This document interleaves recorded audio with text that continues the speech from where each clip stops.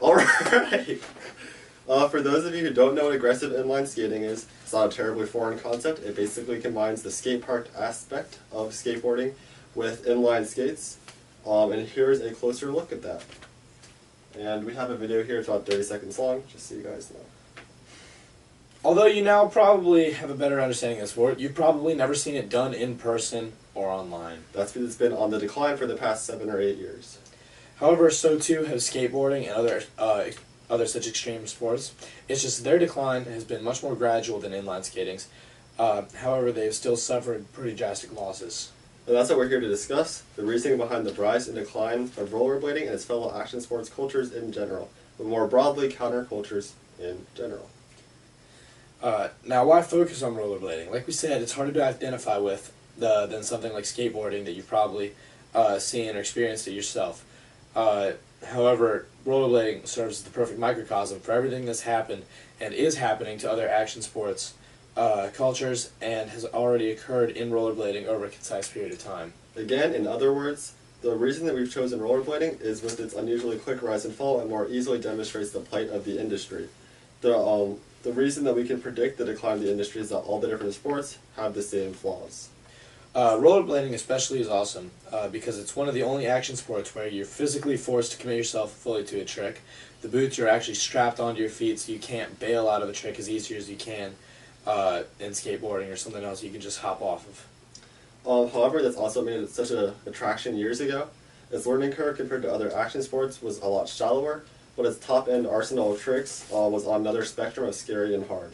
It was easier to learn skill-wise than a conventional sport like football or basketball, but it was still easier to learn than another action sport. For example, balancing on a board versus standing on skates.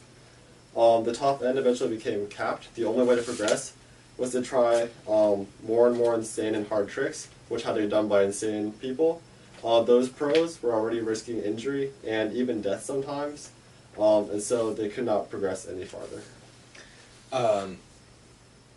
With major sports, for example in basketball, you don't run the risk of serious injury or death, preventing the evolution of the sport. If you miss a dunk, it's embarrassing, but you won't die, and same with like further improving your skills. You're not constantly risking serious injury.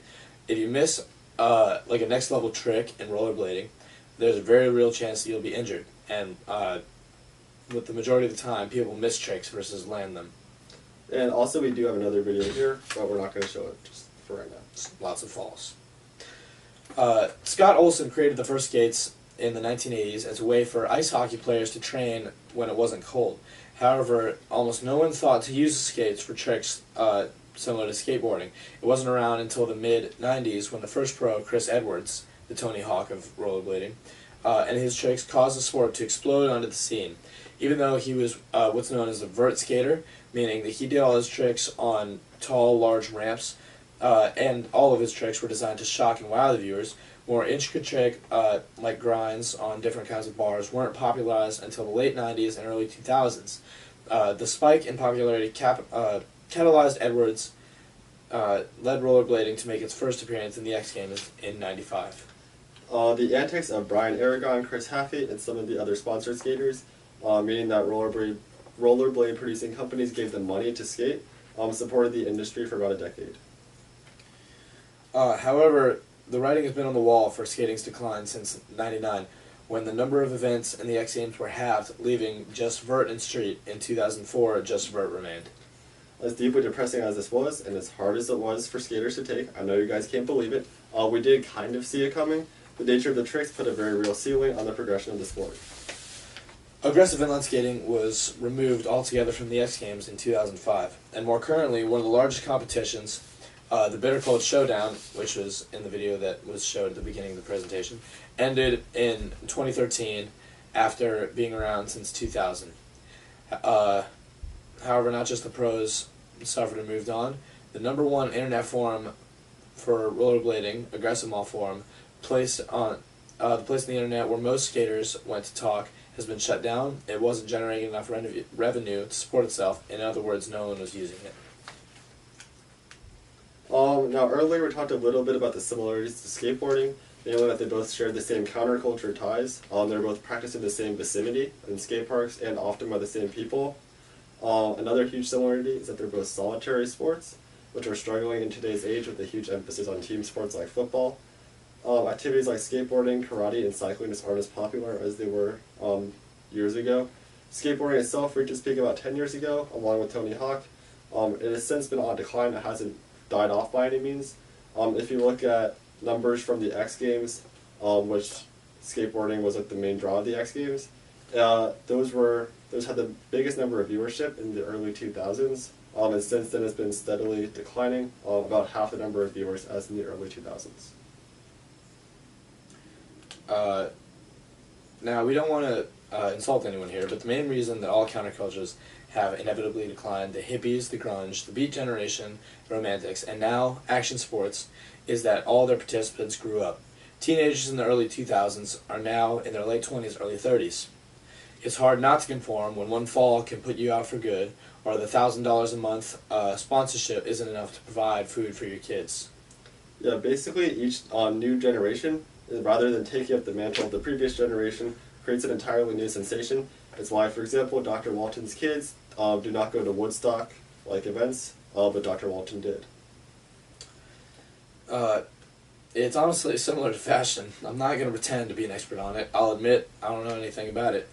But there was a reason that when we dressed up for 80s Day during homecoming week that we wore clothes that we wouldn't ever wear on a normal day. However, I do know a lot of girls and some guys that either borrowed their mom's clothes or used them for inspiration. It's just human nature to want to leave your own mark and be fashion forward literally and figuratively. So why haven't football, soccer, or basketball seen the same troubles? Basically it's because of their history. They were some of the first professional sports, and as such, they could more easily garner a huge percent of the population, which has then been loyal to those same sports and will continue to follow them. It's also why skateboarding and surfing, although that's a very fringe definition of an action sport, have weathered the best. They have the most history behind them, but that still isn't enough. They still aren't immune to the decline. Great examples of this are Quicksilver and Volcom, two brands that put stock in action sports and are now losing business in America and resorting to advertising overseas. Again, it's because the people wearing the clothing grew up. Now young people often say Quicksilver is what my dad wears. We actually knew a guy, his name was Mike, who had previously been a sponsored inline skater. We knew him while his wife was pregnant. The instant that his wife gave birth, he stopped coming to the skate park. We didn't see him for the next 2 years or so that we skated for, so the growing up part is huge. As far as spectator sports go, rollerblading was very difficult for lots of fans to associate with. There was no definite goals, such as running the ball in for a touchdown or putting a ball through a hoop. Tricks, or the tricks that people perform, are very elaborate and sometimes hard to follow. Like, in the immediate time, they're very impressive, but have like a very repetitive nature about it. And differences in those tricks lie in nuances recognized by people who actually follow skating, and to like an unexperienced viewer who may watch it like semi-regularly, not necessarily wouldn't pick up on. We also have a video for this, and you guys will be able to see that on the TED Talk. Rollerblading was the perfect storm of a fad tsunami. Everything that made it so attractive eventually tore it down. Its mechanics inherently tied together unsuccessful elements of so many other activities. Also, those elements are what allow us to extrapolate and discuss the falls of other action sports, solitary sports, and countercultures. However, countercultures have made returns. Just like rock music slid out of the spotlight years ago and is now making a comeback, aggressive inline skating may once again rock the world when it rolls back on the center stage.